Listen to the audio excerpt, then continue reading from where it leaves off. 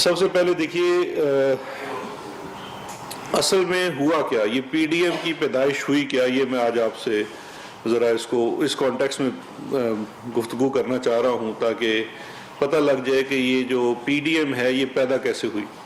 یہ P D M کو پیدا کیسے ہوئی اس کو دیکھنے کے لیے آپ اس کو پچھلے 4 ماہ میں جانا پڑے گا۔ پی ڈی ایم کی پیدائش سے 4-5 ماہ پہلے پاکستان کو فیٹف ریلیٹڈ لیجسلیشن کے لیے کیونکہ فیٹف کی جو گرے لسٹنگ ہے اس سے بچنے کے لیے اور دوبارہ سے وائٹ لسٹ میں آنے کے لیے کمپلائنس کی ریکوائرمنٹس ہیں، جس میں سے کچھ چیزیں آپ نے پریکٹیکلی کرنی ہیں، کچھ لیجسلیشن کرنی ہے۔ لیجسلیشن کی مد میں جو پینڈنگ لیجسلیشن تھی وہ پارلیمان سے ہونی تھی، اس لیجسلیشن کے لیے آپ کو سینٹ میں اسپیشلی اپوزیشن کا بھی ساتھ چاہیے۔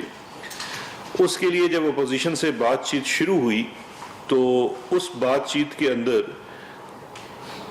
فیٹف کے جو قوانین تھے، فیٹف چاہتا کیا تھا یہ بھی سمجھنا بڑا ضروری ہے۔ فیٹف چاہتا ہے کہ آپ کے نظام کے اندر اکاؤنٹیبلٹی ہو اور ٹرانسپیرنسی ہو، یعنی کہ احتساب ہو اور شفافیت ہو۔ جو بھی فائنینشیل ٹرانزیکشنز ہو رہی ہیں، جو آپ کے قانونی معاملات ہیں، منی ٹرانزیکشن سے ریلیٹڈ ہیں، ان کے اندر شفافیت ہونی چاہیے۔ اور اگر کوئی اس کے اندر منی لانڈرنگ کرتا ہے، چاہے وہ ٹیررزم فائنینسنگ ہے یا فائنینشیل ایشوز ہیں، کرپشن ہے، تو اس کی پوری طریقے سے اس کے اندر شفافیت ہو اور اس کا احتساب بھی ہو۔ یہ اس کا کانٹیکسٹ ہے۔ اس کے بدلے میں اپوزیشن نے، اور یہ وہی تقریباً 11 جماعتیں تھیں، اس میں سے چیدہ تو ان مذاکرات کا حصہ رہی، اس کے نتیجے میں اپوزیشن نے ہم سے صرف ایک ڈیمانڈ کی۔ فیٹف کے قوانین کے اوپر کوئی شاید نکتہ ادھر سے ادھر کرنے کی تو چیز ہو، فیکچولی تو اس کے اندر ان کا کچھ انپٹ نہیں تھا۔ ہاں، ایک ڈیمانڈ اس کی تھی جو اس مسودے کی صورت میں ہمیں بالمشافہ پیش کی گئی، اور وہ یہ ہے جس کو پرائم منسٹر صاحب بھی بار بار NRO++ کہہ چکے ہیں۔ اگر یہ آپ دیکھ سکیں تو اس مسودے کے اندر ایک ایک حرف، ایک ایک چیز انہی 11 جماعتوں کے جو سرخیل ہیں، 2-3 مسلم لیگ نون والے، پیپلز پارٹی والے، JUI والے، یہ سارے ہیں جنہوں نے یہ مسودہ بنایا۔ یہ بھی کس دن میں آپ کو بتاؤں گا کہ اس مسودے کے اندر کون کون سے مالدار پارٹیاں بھی ملوث تھی جن کو اس سے فائدہ ہونا ہے۔ اس مسودے کے اوپر واضح لکھا ہوا ہے proposed amendments by PPP and PMLN in National Accountability Ordinance۔ اس کے اندر کوئی 34 امینڈمنٹس پروپوز کی گئی ہیں نیب آرڈیننس کے اندر۔ اپوزیشن کا یہ کہنا تھا کہ آپ ہمیں یہ امینڈمنٹس نیب کے اندر کر کے دیں گے تو ہم آپ کو ووٹ بھی دیں گے، ساتھ بھی چلیں گے، اس کے بغیر ممکن نہیں ہے۔ ہم نے ان گڈ فیتھ ان تمام ترامیم کے اوپر شک وائز ان کے ساتھ بحث کی، 3-4 دن سیشنز ہوئے۔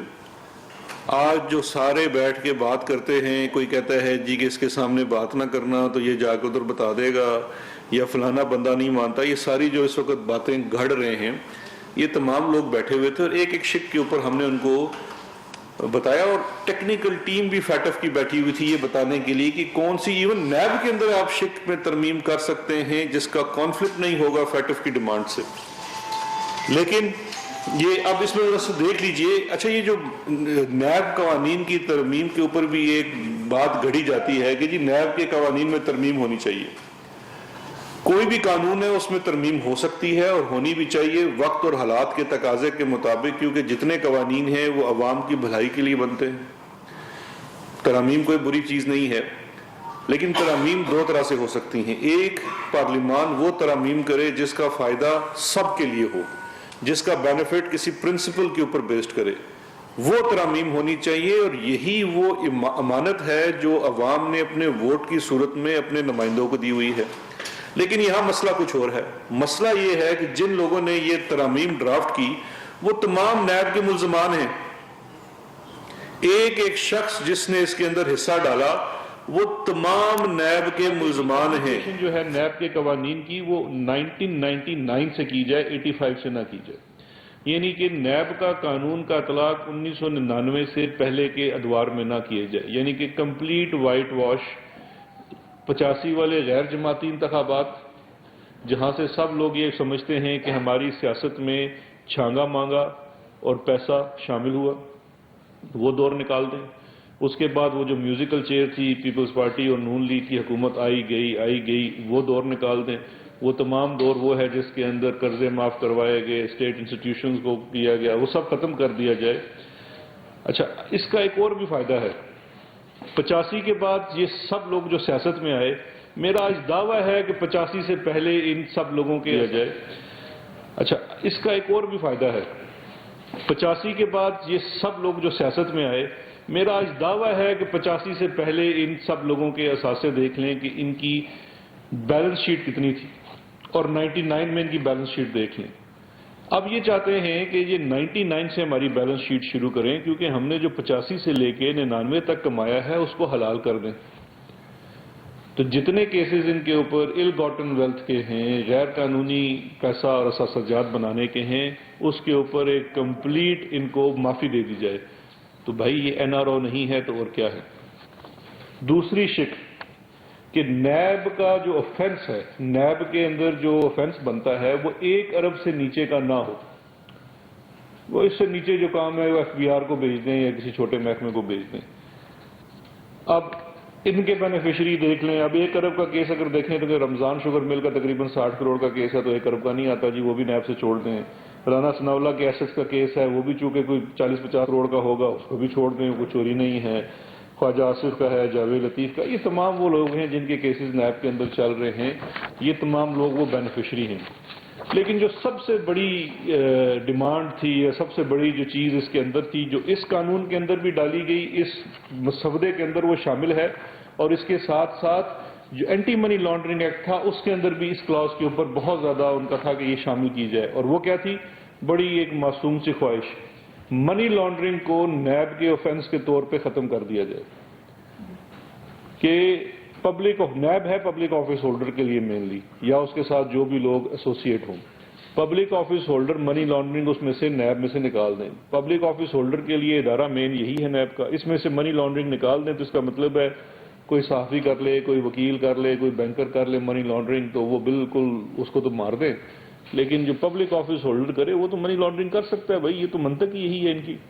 اب اس کا امپیکٹ کیا ہونا ہے؟ امیجیٹ امپیکٹ تھا، امیجیٹ NRO تھا۔ اگر ہم اس مسودے کے اوپر دستخط کر دیتے تو شہباز شریف کا TT کیس ختم، آصف علی زرداری کے جتنے وہ جو فیک اکاؤنٹ کے کیسز ہیں وہ سارے ختم، چودھری شوگر مل کا کیس ختم، خواجہ آصف صاحب کا جو ایسٹس کا کیس ہے ختم، فریال تالپور کے کیسز ختم۔ یہ تمام وہ لوگ ہیں جو بینیفیشری تھے ڈائریکٹ اس مسودے کے۔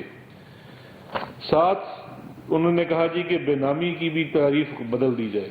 بے نامی کے اندر آپ کے بچے 18 سال سے جو بڑے ہیں اور آپ کی بیوی اگر وہ انڈیپینڈنٹ ٹیکس پیئر ہے تو وہ بے نامی کی شک میں نہ آئے۔ اچھا، یہ بھی بڑی معصوم سی چیز لگتی ہے کہنے کو، تو جی بڑی منطق ہے کہ وہ بے نامی نہیں ہونے چاہیے، لیکن ٹیکس کے جو انڈیپینڈنٹ آدمی ٹیکس دیتا ہے، اگر میں اس کے نام اپنی لی ہوئی رشوت کی چیزیں کراتا جاؤں تو کیا وہ میرا بے نامی تصور نہیں ہوگا؟ یہ ایک بڑی عجیب و غریب ڈیمانڈ تھی کہ اس کو اس میں سے نکال دیا جائے۔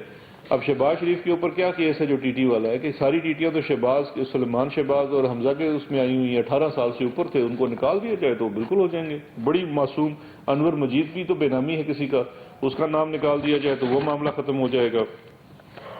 اچھا، پھر اس کے بعد ایک کلاس تھی لمیٹیشن آف 5 ایئرس، کہ کوئی ایسا جرم، اچھا پاکستان کے کسی قانون میں جو فوجداری ضابطہ قانون ہے PPC، اس کے اندر لمیٹیشن نہیں ہے۔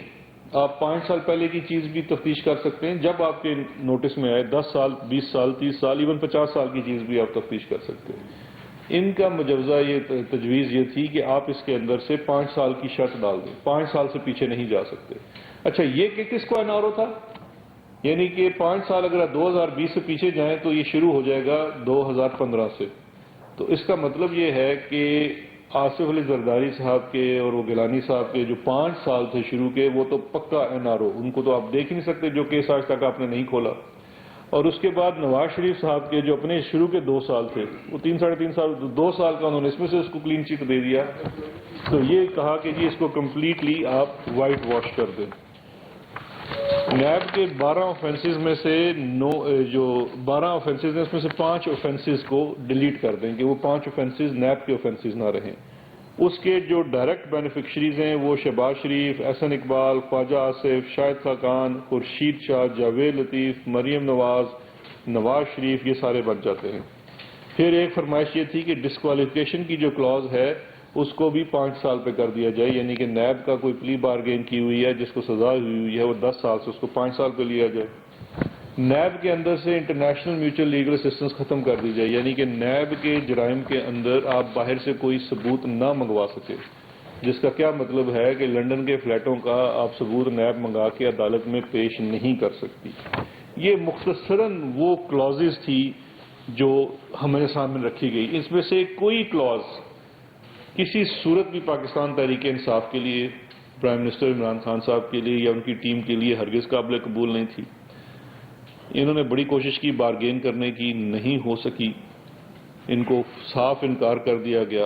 اس انکار کے بعد وہ جو اپنی وہ ایک عفت تھی اس کو چھپانے کے لیے پھر یہ ایک نیا دھڑا پی ڈی ایم کا بنایا گیا۔ تو یہ تھی وجہ نزول کہ یہ پی ڈی ایم ہم پہ کیسے نازل ہوئی۔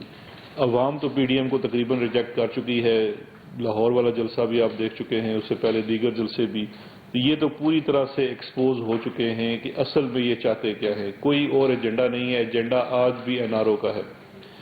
اب اسی سے منسلک دوسری چیز ہے بڑی امپورٹنٹ، وہ کچھ دنوں سے ہم دیکھ رہے ہیں کہ جو اپر ہاؤس ہے سینٹ، اس کے ڈپٹی چیئرمین مانڈوی والا صاحب بارہا پریس کانفرنسز بھی کر رہے ہیں اور ایک قرارداد بھی پیش کی گئی ہے کہ سینٹ کا اجلاس بلایا جائے، ریکوزیشن کیا جائے، اور وہ یہ بھی کہہ رہے ہیں کہ وہ چیئرمین نیب کو سمن کریں گے اور کمیٹی کے سامنے لائیں گے جو کچھ بھی کریں گے۔ اب دیکھیے اس میں آپ لوگوں کو میں جج بناتا ہوں، بڑا سمپل سا، سب سے پہلے ایک پرنسپل، ایک اصول کی بات کرتے ہیں۔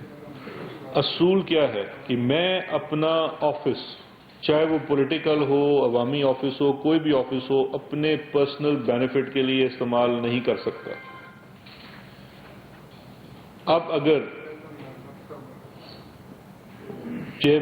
ڈپٹی چیئرمین سینٹ یہ چاہتے ہیں اور وہ علیہ اعلان کہہ رہے ہیں کہ وہ انٹرنیشنلی نیب کو بلیک لسٹ کرائیں گے اور نیب کو یہ کر دیں گے، وہ کر دیں گے، میں ان کو یاد دہانی کرانا چاہتا ہوں، آپ کے پاس ایک امانت ہے۔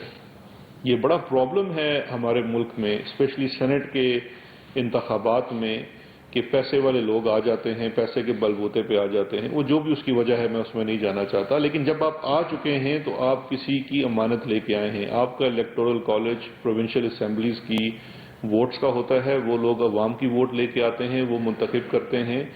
آپ یہاں قانون سازی کرنے کے لیے آئے ہوئے ہیں، آپ یہاں پہ اپنے پرسنل انٹرسٹ کو واچ کرنے کے لیے نہیں آئے ہوئے۔ آپ کے اوپر اگر کوئی مقدمہ بنتا ہے تو آپ مقدس گائے نہیں ہیں، مافیاز کو پروٹیکشن حاصل نہیں ہے، آپ اپنے پبلک آفس کو اس کے دفاع کے لیے استعمال نہیں کر سکتے ہیں۔ میں نہیں چاہوں گا کہ میں ان کے کیسز کی تفصیل میں جانا چاہوں۔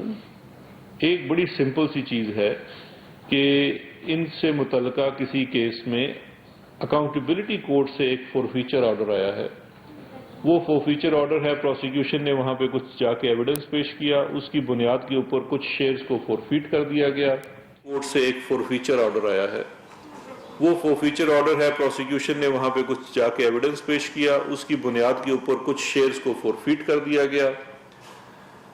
مجھے بتائیے کہ اگر آج اس کا تو مطلب یہ ہے کہ کوئی بھی پارلیمان کا ممبر وہ کوئی بھی جرم کر لے، کوئی تحقیقاتی ادارہ کچھ نہیں کر سکتا، بلکہ میں سمجھتا ہوں آپ کے ساتھ ایک 489 ہے اور یہاں تو آپ کے اوپر کوئی الزام بھی نہیں لگا کسی اور فورم کے اوپر، عدالت کے اندر ہوا ہے، عدالت کے اندر آپ کے اوپر ایک اسپیسیفک ایلیگیشن آیا، اس ایلیگیشن کی بیس کے اوپر ایک فورفیچر آرڈر ہوا، آپ اس کو وہاں پہ کنٹیسٹ کریں۔ تو اس لیے ان کو اداروں کو ان کو اس چیز میں نہ لائیے، اور آپ اس کو ملک کو بنانے کے لیے وہاں پارلیمان میں بیٹھے ہوئے ہیں۔